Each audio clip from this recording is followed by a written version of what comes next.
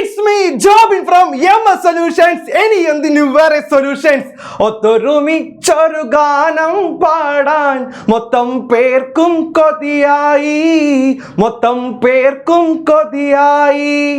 പുസ്തകം അങ്ങനെ തിന്നുമടുത്തു മസ്തിഷ്കത്തിൽ ചിതലായി മൊത്തം പേർക്കും ഭ്രാന്തായി. എടാ, ഇന്നത്തെ മലയാളം പരീക്ഷ എങ്ങനെയുണ്ട്? മലയാളം ക്വസ്റ്റ്യൻ പേപ്പർ കണ്ട ഉടനെ നിങ്ങൾക്ക് ഭ്രാന്തായോ, അതോ നമ്മൾ ഇന്നലെ ചർച്ച ചെയ്ത നമ്മുടെ ചോദ്യങ്ങളും ഉത്തരങ്ങളും കടന്നു വന്നോ? എന്താണ് നിങ്ങൾക്ക് ഇന്നത്തെ മലയാളം ഫസ്റ്റും മലയാളം സെക്കൻഡും പരീക്ഷ കണ്ടപ്പോൾ നിങ്ങളുടെ മനസ്സിൽ വന്ന വികാരം എന്ന്?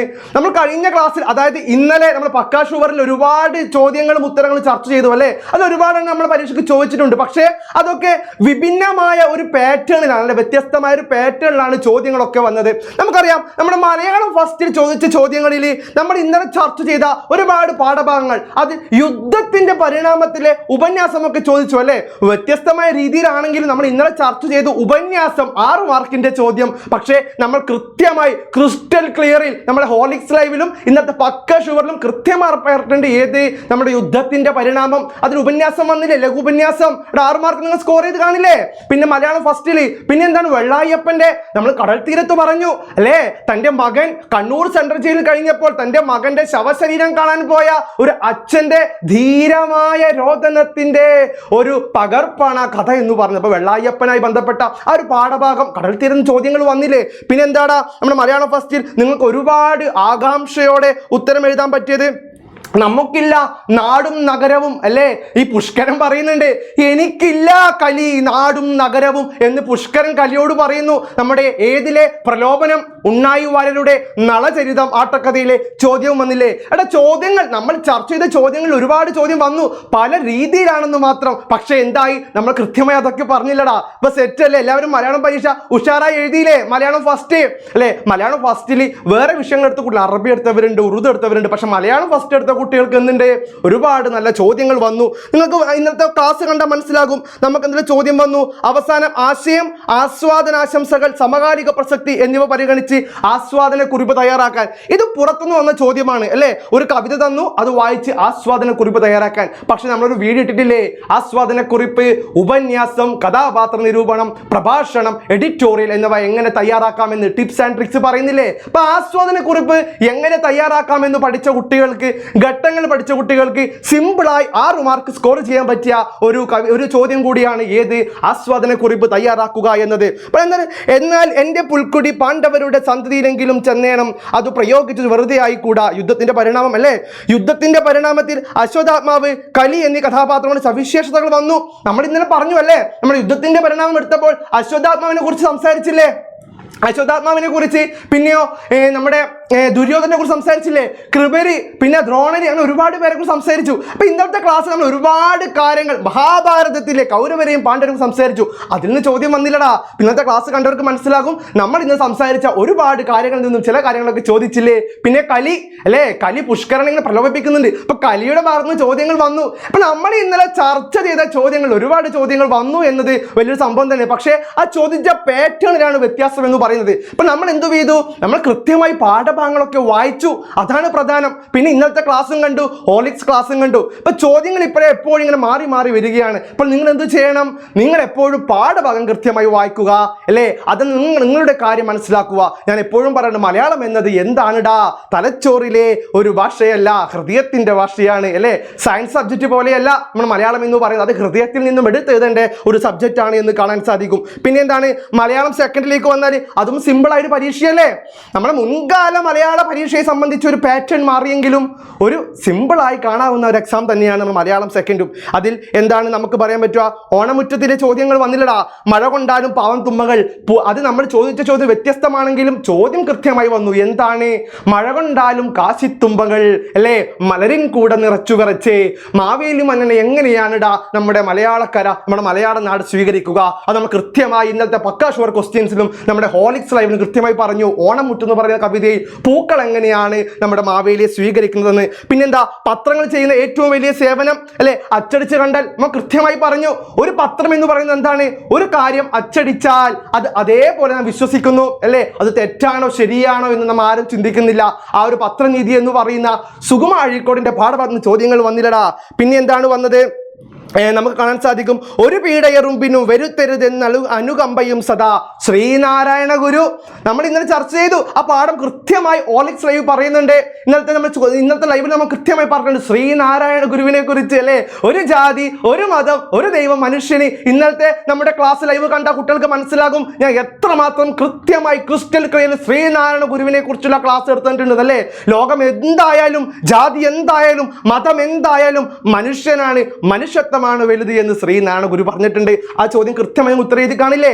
ഈ മലയാളം എന്ന ഒരു ഭാഷ അല്ലെങ്കിൽ മലയാളം എന്നൊരു വിഷയം ചോദ്യമായി വരുമ്പോൾ നിങ്ങൾ ശ്രദ്ധിക്കേണ്ട പ്രധാന കാര്യം, ഒരു ഉത്തരത്തെ പ്രത്യേകിച്ച് ചോദിക്കുന്ന ഒരു പാറ്റേണിലല്ല മലയാളം പരീക്ഷ. മറിച്ച് എന്താണ്, നിങ്ങളുടെ മനസ്സിലെ ഭാവനയെ, സാഹിത്യത്തെ, നിങ്ങളുടെ മനസ്സിലെ സർഗാത്മകതയെ അല്ലെ. അശ്വമേധം കവിതയിൽ പറയുന്നുണ്ട്, ആരൊരാളൻ കുതിരയെ കെട്ടുവാൻ, ആരൊരാളതിൻ മാർഗം മുടക്കുവാൻ. അതേപോലെ ആരുടെയും മാർഗം മുടക്കാനല്ല, മറിച്ച് എന്താണ്, നിങ്ങളുടെ സർഗശക്തിയെ, നിങ്ങളുടെ സാഹിത്യ ഭാവനയെ, അഭിരുചിയെ ഒന്നും കൂടി എന്താണ് ഉത്തേജിപ്പിക്കുക, അല്ലെങ്കിൽ ഒന്നും കൂടി എന്താണ് ഉന്നതിയിലെത്തിക്കുക എന്ന ഉദ്ദേശത്തോടു കൂടിയാണ് മലയാളം പരീക്ഷ വരിക. ഇപ്പോൾ ഇന്നത്തെ മലയാളം ഫസ്റ്റും മലയാളം സെക്കൻഡും കണ്ട കുട്ടികൾ കൃത്യമായി മനസ്സിലായി കാണും നിങ്ങളുടെ ഭാവനകൾക്കും ചിന്തകൾക്കും ഒരുപാട് പ്രാധാന്യമുണ്ട് എന്ന്. നമ്മൾ ഇന്നത്തെ ലൈവിലും അത് തന്നെയാണ് പറഞ്ഞത്, ഇന്നത്തെ ഹോളിക്സ് ലൈവിലും അത് തന്നെയാണ് പറഞ്ഞത്. നിങ്ങൾ എന്ത് ചെയ്യണം, പാഠഭാഗം കൃത്യമായി വായിക്കണമെന്ന്. ഇപ്പം എൻ്റെ എല്ലാ മക്കളും പാഠഭാഗം കൃത്യമായി പരീക്ഷയ്ക്ക് വായിച്ചു പോയത് കൊണ്ടാണ് നിങ്ങൾക്ക് നല്ലൊരു മാർക്ക് സ്കോർ ചെയ്യാൻ പറ്റിയതും. പിന്നെന്താണ്, നമ്മൾ ഇന്നത്തെ ലൈവിൽ ഒരുപാട് കഥയും കവിതകളും എല്ലാം ചർച്ച ചെയ്തു, അതിൻ്റെ ഉത്തരങ്ങളും ചോദ്യങ്ങളും ചർച്ച ചെയ്തും കാണാൻ സാധിക്കും. പിന്നെ എന്താണ്, നമ്മൾ മലയാളം സെക്കൻഡിൽ ഒരു സിമ്പിളായിട്ട് ചോദ്യം വന്നല്ലോ. എന്താണ്, പത്രനിധിയിൽ സത്യം കണ്ടുപിടിക്കാൻ പല അടവുകളും നോക്കേണ്ടി വരും. ഗുണിക്കൽ, ഹരിക്കൽ, അഭ്യൂഹം, ഭാവന തുടങ്ങി പത്രവാർത്തകളെ കുറിച്ചുള്ള സുഗമ അഴീക്കോടിന്റെ അഭിപ്രായം ഇക്കാലത്തെ പത്രമാധ്യമങ്ങളുമായി ബന്ധപ്പെടുത്തി വിലയിരുത്തുക അല്ലേ. വിലയിരുത്തുക. പത്രനീതി എന്ന് പറയുന്ന ചാപ്റ്ററിൽ നിന്നും പത്രത്തെക്കുറിച്ചൊരു ചോദ്യം വരുമെന്ന് പറഞ്ഞില്ലേ. വിലയിരുത്താനോ ഉപന്യാസമോ പ്രഭാഷണമോ എഡിറ്റോറിയലോ വരുമെന്ന് പറഞ്ഞു. വിലയിരുത്തൽ വന്നില്ലടാ. അതാണ് പത്രനീതി എന്ന് പറയുന്ന ചാപ്റ്ററിൽ നിന്നും നമുക്ക് 4 ചോദ്യങ്ങൾ പ്രതീക്ഷിക്കാൻ സാധിക്കും. എന്താണ്, എഡിറ്റോറിയൽ, മുഖപ്രസംഗം, അത് ഉറപ്പാണ്, അത് വന്നില്ല. പക്ഷെ എന്താണ്, വിലയിരുത്താൻ ചോദ്യം വന്നു, ഉപന്യാസം വന്നു. ഇത് തന്നെയാണ് മലയാള പരീക്ഷയുടെ പാറ്റേൺ എന്ന് പറയുന്നത്. നിങ്ങൾ പാഠഭാഗത്ത് എന്തൊക്കെ ചോദ്യങ്ങൾ ചോദിക്കും എന്നത് കൃത്യമായി പഠിച്ചു പോകണം. അതാണ് മലയാള പരീക്ഷയുടെ ഒരു പ്രത്യേകത എന്ന് പറയുന്നത്. പിന്നെന്താണ്, കോഴിയും കിഴവിയും അല്ലേ. ഞാൻ ഇന്നലെ പറഞ്ഞു, കാരൂരിന്റെ കഥകൾ എന്ന് പറയുന്നത് എന്താണ്, നന്മകളാൽ സമൃദ്ധമാണ്, നാട്ടിൻപുറത്തിന്റെ നന്മകളാണ് കാരൂരിന്റെ കഥ. അപ്പൊ കോഴിയും കിഴവിയും എന്ന പാഠഭാഗത്തെ മുൻനിർത്തി എന്താണ്, കാരൂരിന്റെ ഈ നർമ്മം അല്ലെങ്കിൽ നന്മ, ഈ ഗ്രാമീണത ഉദ്ദേശിച്ച് കുറിപ്പ് തയ്യാറാക്കാൻ ചോദ്യം വന്നിട്ടുണ്ട്. അത് കൃത്യമായി നിങ്ങൾ എഴുതി കാണാൻ വിശ്വസിക്കുന്നു അല്ലേ. കോഴിയും കിഴവിയും, അമ്മ എന്ന് പറയുന്നത്, കിഴവി എന്ന് പറയുന്നത് എന്താണ്, പരിഹാരവും, കോഴി പ്രശ്നവും മാറുന്നു അല്ലെ. ആ പാഠഭാഗത്തിൽ ആ നാട്ടിൻ പുറത്തിന്റെ വിശുദ്ധി, നന്മ എന്താണെന്ന് ചോദിക്കാൻ വന്നു. പിന്നെ എന്താണ്, തന്നിരിക്കുന്ന സൂചനകളും കഥയും വിശകലനം ചെയ്ത് മാർക്കോസ്, മത്തായി എന്നിവരുടെ സ്വഭാവ സവിശേഷത. ഇന്നലെ നമ്മളെ കഥാപാത്ര നിരൂപണം അല്ലേ, കഥാപാത്ര നിരൂപണം ചർച്ച ചെയ്തു. എന്തൊക്കെ കഥാപാത്ര നിരൂപണം ചർച്ച ചെയ്തു? നമ്മൾ വെള്ളായപ്പൻ വരുമെന്ന് പറഞ്ഞു, വെള്ളായപ്പൻ കഥാപാത്ര നിരൂപണം ചർച്ച ചെയ്തു. പിന്നെ മാർക്കോസിനെ ചർച്ച ചെയ്തു, മത്തായിയെ ചർച്ച ചെയ്തു, പിന്നെ തയ്യൽക്കാരൻ ചാക്കുണ്ണി, ചെമ്പ് മത്തായി. ഇതൊക്കെയാണ് നിങ്ങളുടെ മലയാളം ഫസ്റ്റിലും മലയാളം സെക്കൻഡിലും പ്രധാനമായി വരുന്ന കഥാപാത്രങ്ങൾ എന്ന് പറയുന്നത് അല്ലേ. ഈ കഥാപാത്രങ്ങളിലെ ചോദ്യം വന്നില്ലേ, ഏതാണ്, നമ്മുടെ മാർക്കോസും മത്തായും. മാർക്കോസ്, മത്തായി നമ്മൾ ഇന്ന് പറഞ്ഞു, ഒരുപാട് കഥാപാത്രങ്ങളെ കുറിച്ച് പറഞ്ഞു. മാർക്കോസ്, മത്തായി, ചാക്കുണ്ണി തുടങ്ങിയ ഒരുപാട് കഥാപാത്രങ്ങൾ, അതിന് മാർക്കോസ്, മത്തായി പറഞ്ഞു. അപ്പൊ കോഴിയും കിഴവിയും എന്ന പാഠഭാഗത്തിലെ ഒരു പ്രധാന കഥാപാത്രമാണ് മാർക്കോസും മത്തായും. അത് നിങ്ങൾ എഴുതി കാണുമെന്ന് വിശ്വസിക്കുന്നു. അവിടെ ഉഷാറായിട്ട് എഴുതിയോ പരീക്ഷ? എല്ലാവരും കൃത്യമായി സമയബന്ധിതമായി പരീക്ഷ എഴുതി പൂർത്തിയാക്കാൻ നിങ്ങൾക്ക് സാധിച്ചിട്ടുണ്ടോ? കൂടാതെ എനിക്ക് നിങ്ങളോട് പറയാനുള്ളത്, നിങ്ങളുടെ മലയാളം പരീക്ഷയിൽ സമയത്തിന്റെ ഒരു പരിമിതി നിങ്ങൾ വേട്ടയാടുന്നുണ്ടാവും. പല കുട്ടികളും കമന്റ് ബോക്സിൽ പറഞ്ഞത്, സാറേ ടൈം മാനേജ്മെന്റ് ചെയ്യാൻ സാധിക്കുന്നില്ല എന്ന്. ഇപ്പൊ എന്താണ് ടൈം മാനേജ്മെന്റ് എന്ന് പറയുന്നത്? മക്കളെ, 2 മാർക്കിന്റെ ചോദ്യത്തിന് 2-3 വാക്യത്തിന് മാത്രം ഉത്തരം എഴുതിയാൽ മതി. 1 മാർക്കിന്റെ ചോദ്യത്തിന് ഒറ്റ വാക്കിൽ ഒരു ഉത്തരം മാത്രം എഴുതിയാൽ മതി. പിന്നെ എന്താണ്, 4 മാർക്കിന്റെ ചോദ്യത്തിൽ അരപ്പുറം മാത്രം എഴുതിയാൽ മതിയിടാ. 6 മാർക്കിന്റെ ചോദ്യത്തിൽ 1 പുറം മാത്രം മതി. അതൊന്നും കവിഞ്ഞ് എത്ര എഴുതിയാലും നിങ്ങൾക്ക് മാർക്ക് കൂടുതൽ കിട്ടാൻ പോകുന്നില്ല. നിനക്ക് എത്രയാണോ എഴുതാൻ സാധിക്കുന്നത്, 1 പുറത്തിന്റെ ഉള്ളിലായാലും അരപ്പുറത്തിന്റെ ഉള്ളിലായാലും അത് മാത്രം എഴുതി വെക്കുക. അതിന് നല്ല ആശയവും നല്ല ഭാഷയും നല്ല ചിന്തയും ഉണ്ടാകണം എന്ന് മാത്രമേ ഉള്ളൂ. അതൊക്കെ ശ്രദ്ധിച്ചാൽ നിങ്ങൾക്ക് എന്ത് ചെയ്യാൻ പറ്റും? നിങ്ങളുടെ മലയാളം പരീക്ഷ അടിപൊളിയായി എഴുതി തീർക്കാൻ പറ്റും അല്ലേ. അത്രേ ഉള്ളൂ. മലയാളം പരീക്ഷ എന്ന് പറയുന്നത് മറ്റു സബ്ജക്റ്റുകളെ പോലെ, സയൻസ് വിഷയങ്ങളെ പോലെയോ മാത്സ് പോലെയോ ഒന്നും ടഫ് അല്ല. അത് ഹൃദയത്തിന്റെ ഭാഷയാണ്. നമ്മുടെ നന്മയും നമ്മുടെ പ്രണയവും നമ്മുടെ കൗമാരവും യൗവനവും സൗഹൃദവും സ്നേഹവും മാതാപിതാക്കളും പ്രകൃതിയും പൂമ്പാറ്റിയും അങ്ങനെ നമ്മുടെ ചുറ്റുപാട് നടക്കുന്ന വിഷയങ്ങളാണ് നമുക്ക് മലയാളത്തിന് എഴുതാനുള്ളത്. അപ്പോൾ അതൊക്കെ കൃത്യമായി നിങ്ങൾ പഠിച്ചിട്ടാണ് മലയാളം പരീക്ഷയ്ക്ക് പോയി കാണുമെന്ന് വിശ്വസിക്കുന്നു. അപ്പോൾ എല്ലാവർക്കും മലയാളം ഫസ്റ്റും സെക്കൻഡും എങ്ങനെ എക്സാം ഉണ്ടായിരുന്നു കമന്റിൽ അറിയിക്കുക. നിങ്ങളെല്ലാം അടിപൊളിയായിട്ട് എഴുതിയോ?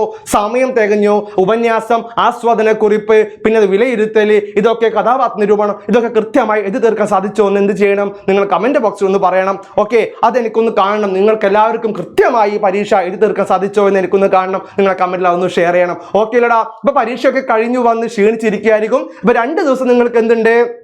ശനിയും ഞായറും നിങ്ങൾക്ക് എന്തുണ്ട്? ഒഴിവ് ദിവസമാണ്. ഒഴിവ് ദിവസമാണെന്ന് വിചാരിച്ച് കുളത്തിൽ പോയി കുളിക്കാനോ അല്ലെങ്കിൽ എന്താണ് സുഹൃത്തിന്റെ വീട്ടിൽ പോകാനോ സിനിമയ്ക്ക് പോകാനോ നിന്നേക്കല്ലേ. ശനിയും ഞായറും കൃത്യമായി ഒന്ന് പഠിക്കുക. കുറച്ച് ദിവസം കഴിഞ്ഞാൽ ക്രിസ്മസ് പരീക്ഷ കഴിഞ്ഞു. പിന്നെ അടിപൊളിയായിട്ട് ക്രിസ്മസ് വെക്കേഷന് പോകാം അല്ലേ? ക്രിസ്മസിന്റെ ഒരുപാട് കരോള്, പുൽക്കൂട്, പിന്നെ ക്രിസ്മസ് ട്രീ, സ്റ്റാർ, അതൊക്കെ തൂക്കി ക്രിസ്മസിനെ അതിസുന്ദരമായി നിങ്ങൾക്ക് വരവേൽക്കാൻ സാധിക്കണം അല്ലേ? നമ്മുടെ ക്രിസ്മസ് പാട്ടിലെ കണ്ണും കണ്ണും കാത്തിരുന്നു മണ്ണിലൊരു പൈതലിനായി, കാതോടു കാതോരം കോർത്തിരുന്നു ദൈവപുത്രൻ പിറന്നുവെന്ന്. ആകാശവീതിയിൽ മാലാകമാരവൾ ദൈവത്തിൻ നിറകുടമായി, താരാട്ടുപാടിയുറക്കിടുവാനായി മനതാരിൽ നിറച്ചിരുന്നു. ഇത്ര നല്ല സ്നേഹത്തെ തന്ന നല്ല നാഥനെ ഇന്നിരാവിൽ പാടി സ്തുതിക്കാം. ഇത്ര നല്ല സ്നേഹത്തെ തന്ന നല്ല നാഥനെ ഇന്നിരാവിൽ പാടി സ്തുതിക്കാം. അപ്പൊ മക്കളെ, നമ്മൾ മലയാളം പരീക്ഷ, മലയാളം ഫസ്റ്റും മലയാളം സെക്കൻഡും ഇന്ന് നമ്മൾ കംപ്ലീറ്റ് ആക്കി. അപ്പോൾ നമ്മൾ ക്രിസ്മസ് പരീക്ഷ മലയാളം ഇന്നത്തോടെ പൂർത്തിയായി. ഇനി നമുക്ക് മോഡൽ പരീക്ഷയുണ്ട്, പബ്ലിക് പരീക്ഷയുണ്ട്. ഇതൊക്കെ പൂർത്തീകരിച്ച് മലയാളം ഫസ്റ്റിലും മലയാളം സെക്കൻഡിലും A+ വാങ്ങേണ്ടതുണ്ട്. അപ്പോൾ അതൊക്കെ കൃത്യമായി പഠിക്കുക. ഇനി എന്താണ് നിങ്ങൾ ചെയ്യാനുള്ളത്? ഇനി തിങ്കളാഴ്ച വരുന്ന സബ്ജക്റ്റ് പരീക്ഷകൾ ഏതൊക്കെയാണെന്ന് കൃത്യമായി നോക്കി അതിനുവേണ്ടി ഒരുങ്ങുക. കൃത്യമായി പാഠഭാഗങ്ങൾ വായിക്കുക, കൃത്യമായി ചോദ്യങ്ങളും ഉത്തരങ്ങളും മനസ്സിലാക്കുക. അത് എങ്ങനെ എഴുതണം, എത്ര എഴുതണം, എന്തുമാത്രം എഴുതണം, അതിന് ടൈം മാനേജ്മെന്റ് എന്താണ്, അതൊക്കെ ഒന്ന് കൃത്യമായി പഠിച്ച് നിങ്ങൾ എന്ത് വേണമെടാ അടുത്ത പരീക്ഷയ്ക്ക് ഒരുങ്ങുക. അപ്പോൾ ഞാനിപ്പോൾ ഈ ലൈവിൽ വന്നത് എന്താ അറിയോ? ഇതിൽ വന്നതൊന്നുമില്ല, ജസ്റ്റ് അറിയാൻ വേണ്ടി മാത്രം. നിങ്ങളുടെ പരീക്ഷ എങ്ങനെ നിങ്ങൾ കൃത്യമായി എഴുതിയോ അല്ലേ? അടിപൊളി എഴുതിയോ? ഇനി എന്തൊക്കെയാണ് നിങ്ങളുടെ പ്രശ്നം? ടൈം മാനേജ്മെന്റ് ഉണ്ടോ? ഇനിയും ഏതെങ്കിലും പാഠഭാഗങ്ങൾ സംശയമുണ്ടോ? അല്ലെങ്കിൽ ഈ ചോദ്യങ്ങൾ മനസ്സിലായിട്ടില്ല, അല്ലെങ്കിൽ സാറേ ഇതിൽ ഞാൻ എങ്ങനെയാണ് ഉത്തരം എഴുതേണ്ടത്? ആസ്വാദന കുറിപ്പ് എങ്ങനെ എഴുതണം? അല്ലെങ്കിൽ കഥാപാത്ര നിരൂപണം എങ്ങനെ എഴുതണം? അല്ലെങ്കിൽ എഡിറ്റോറിയൽ എങ്ങനെ എഴുതണം? പ്രഭാഷണം, പ്രസംഗം എങ്ങനെ എഴുതണം? വിലയിരുത്തൽ, താരതമ്യ കുറിപ്പ്, ഇതൊക്കെ എങ്ങനെ എഴുതണമെന്ന് സംശയം നിങ്ങൾക്കുണ്ടെങ്കിൽ കമന്റ് ബോക്സിൽ ഒന്ന് പറയുക. അല്ല, മലയാളം പരീക്ഷ നിങ്ങൾക്ക് സിമ്പിൾ ആയിരുന്നെങ്കിൽ അതും ഒന്ന് പറയുക. ഇതുവരെ നിങ്ങളുടെ സംശയം നിങ്ങളുടെ അഭിപ്രായങ്ങളും എല്ലാം കമന്റ് ബോക്സിൽ രേഖപ്പെടുത്തുക.